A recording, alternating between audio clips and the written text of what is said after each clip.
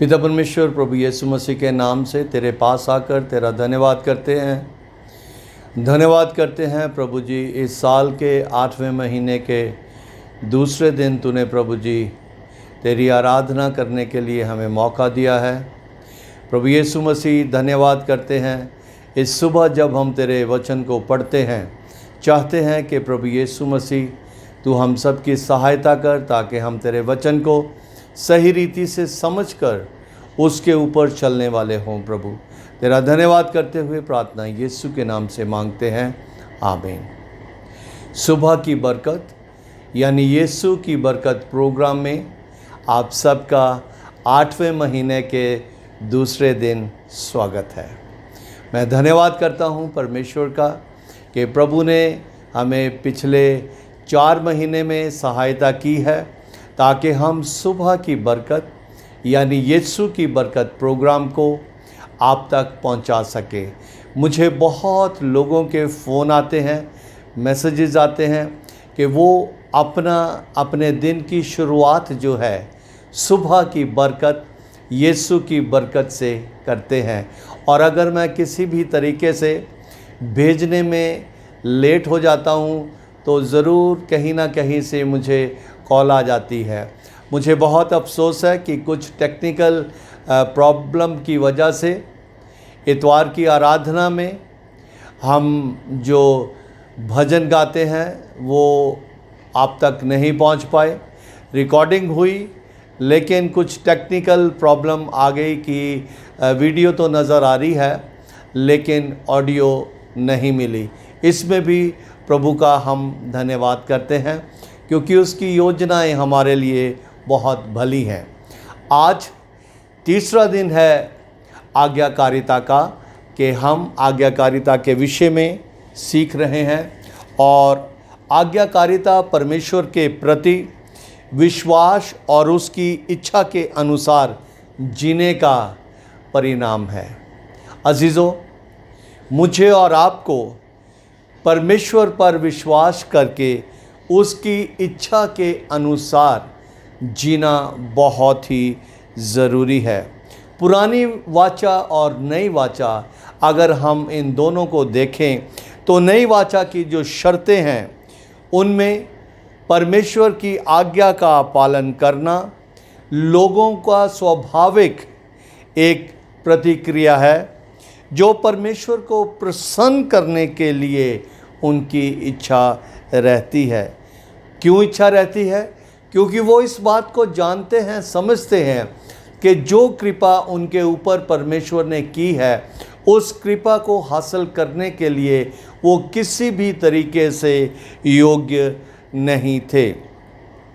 पहले दिन हमने परमेश्वर की इच्छा के प्रति समर्पित होने का जो विषय है उसको देखा था, और दूसरे दिन हमने परमेश्वर के वचन से ये देखा कि हमें परमेश्वर की इच्छा को पूरा करना है।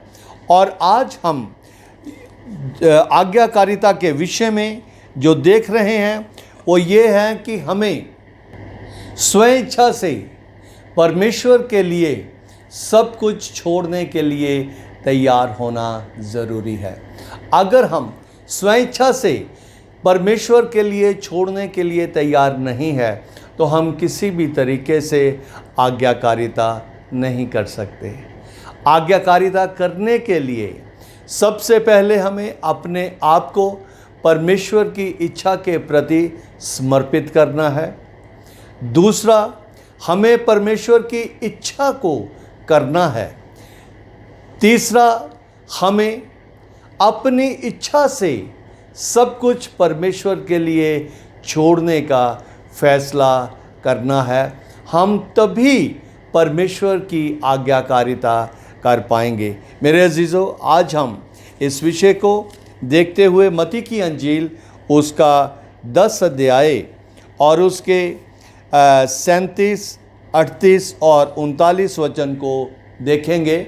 यहाँ पर इस तरह से लिखा है, जो माता या पिता को मुझसे अधिक प्रिय जानता है, जो माता और पिता को मुझसे अधिक प्रिय जानता है, वह मेरे योग्य नहीं, और जो बेटा या बेटी को मुझसे अधिक प्रिय जानता है वह मेरे योग्य नहीं। और जो अपना क्रूस लेकर मेरे पीछे ना चले वह मेरे योग्य नहीं। जो अपने प्राण को बचाता है वह उसे खोएगा, और जो मेरे कारण अपना प्राण खोता है वह उसे पाएगा। जिस परमेश्वर की आप आराधना करते हैं, जिस परमेश्वर के बलिदान के द्वारा आप बचाए गए हैं, जिस परमेश्वर ने इस जगत से प्रेम करते हुए अपने पुत्र प्रभु यीशु मसीह को भेज दिया, वो हमें कभी भी कुछ ऐसी बात नहीं सिखाता जो हमारे जीवन के लिए सही ना हो, हमारे पारिवारिक जीवन के लिए सही ना हो, हमारे सामाजिक जीवन के लिए सही ना हो।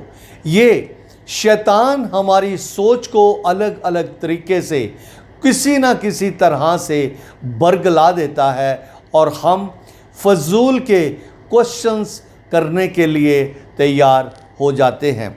37 वचन को इस तरह से प्रभु यीशु मसीह ने शुरू किया है कि जो माता या पिता को मुझसे अधिक प्रिय जानता है। अजीज़ों, अगर हम सही समझ में से परमेश्वर के वचन को नहीं सुन रहे या परमेश्वर के वचन को समझना नहीं चाहते, तो इतनी सी ही बात हमारी समझ में नहीं आ सकती। यहाँ परमेश्वर जब लिखता है कि जो माता और पिता को मुझसे अधिक, वो किसी भी तरीके से ये बात नहीं कह रहा कि मेरे पीछे चलने वाले लोगों को, मुझ पर विश्वास करने वाले लोगों को अपने माता पिता का तिरस्कार करना है। यहाँ लिखा है कि मुझसे अधिक हमें उनका आदर करना है, हमें हर एक तरीके से उनकी आज्ञाकारिता करनी है, लेकिन किसी भी तरीके से हमें परमेश्वर की आज्ञा को नीचा और दूसरों की आज्ञा को ऊंचा नहीं करना। अगर हम जो पुराने नियम के वो 10 हुक्म है उनमें हम देखते हैं तो वहाँ लिखा है कि तू अपने माता पिता का आदर कर, उससे तेरी उम्र दराज होगी, यानी कि तुझे बहुत लंबी उम्र मिलेगी और तू बहुत सुख से अपने जीवन को जिएगा। और यहाँ पे मुझे और आपको इस बात को समझना बहुत ज़रूरी है कि माता पिता का आदर करना, उनकी इच्छा को पूरा करना हमारा कर्तव्य है, लेकिन उससे बढ़कर हमें परमेश्वर के साथ प्रेम करना है। इसलिए क्योंकि हमारा जीवित परमेश्वर हमसे उस वक्त प्रेम करता रहा जब हम प्रेम करने के योग्य नहीं थे। और यहाँ परमेश्वर इस बात को कहता है कि अगर कोई व्यक्ति जो मेरा कहलाता है और इस बात का दावा करता है कि हम परमेश्वर प्रभु यीशु मसीह के लोग हैं और वो मुझसे ज़्यादा यानी यीशु से ज़्यादा माता पिता को प्रेम करता है, वो मेरे योग्य नहीं। यहाँ परमेश्वर इस बात को समझा रहा है कि कौन योग्य है और कौन योग्य नहीं है। और दूसरी बात जो हम 37 वचन में देखते हैं वो लिखा है कि जो बेटा या बेटी को मुझसे अधिक प्रिय जानता है वह मेरे योग्य नहीं। अजीज़ों, हम जो माँ बाप हैं, हमें जो औलाद मिली है वो परमेश्वर के अनुग्रह से मिली है, इसलिए हमारी औलाद किसी भी रीति से परमेश्वर का वो स्थान नहीं ले सकती। और अगर हम अपनी औलाद के लिए, बेटा या बेटी के लिए परमेश्वर के नियमों को पालन करने में किसी भी तरीके से लापरवाही करते हैं तो प्रभु यीशु मसीह इस बात को कहता है कि मेरे योग्य नहीं है। तो आप ऐसा विचार कर सकते हैं कि ऐसा क्यों है। परमेश्वर ने हमें समझ और बुद्धि दी है और परमेश्वर चाहता है कि जिस तरीके से परमेश्वर ने हमें आशीषों से भरा है, उन आशीषों को किसी भी तरीके से हम अपनी जायदाद ना समझें। हमेशा इस बात को याद रखें कि उन आशीषों को देने वाला परमेश्वर है। और पिछले दिनों में दीपक ने इस बात का प्रचार किया था कि माता पिता का आदर करना, उनकी इज्जत करना कितना ज़रूरी है। और कुछ भी क्यों ना हो जाए, चाहे कैसा भी माहौल क्यों ना है, बच्चों को अपने माता पिता का आदर करना बहुत ज़रूरी है। क्योंकि वचन में ये लिखा है कि जिसको तुम देखते हो अगर उसके साथ प्रेम नहीं करते तो जिसे तुम्हें देखा नहीं है उसके साथ प्रेम कैसे कर सकते हो। सो अजीजों, मुझे और आपको परमेश्वर की आज्ञाकारिता करने के लिए पूरी इच्छा के साथ, स्वयं इच्छा के साथ उसके हुक्मों को मानना है। किसी दबाव में नहीं, लेकिन मन की इच्छा के साथ। क्योंकि जब हम मन की इच्छा के साथ परमेश्वर का आदर करते हैं, परमेश्वर का हुक्म मानते हैं, तो परमेश्वर हमारी सोच समझ से बढ़कर हमें आशीष देता है। और मैं हमेशा इस बात को याद रखता हूँ कि जैसा खराब व्यक्ति मैं था, मुझ पर परमेश्वर ने बहुत ही ज़्यादा अनुग्रह किया और अपनी ये जीवित पुस्तक जो है इसका प्रचार करने के लिए उसने मुझे चुन लिया। मैं प्रभु का धन्यवाद करता हूँ। और आगे इस बात को लिखा है, और जो अपना क्रूस लेकर मेरे पीछे ना चले वो मेरे योग्य नहीं। अजीज़ों, हमें स्वयं इच्छा से परमेश्वर का क्रूस जो है, यानी परमेश्वर का क्रूस क्या है, हमें परमेश्वर की इच्छा को पहला स्थान देना है। बहुत बार हम कुछ थोड़े से लाभ के लिए परमेश्वर की इच्छा का उल्लंघन कर देते हैं। हम परमेश्वर की आज्ञा को मानने से कोई ना कोई बहाना बना लेते हैं। और उसके लिए एक हल्की सी मैं बात आपको बताऊं जो कि बहुत ही ज़्यादा महत्वपूर्ण है। नीति वचन में लिखा है कि धन यहोवा की ओर से मिलता है और वह इसमें दुख नहीं मिलाता।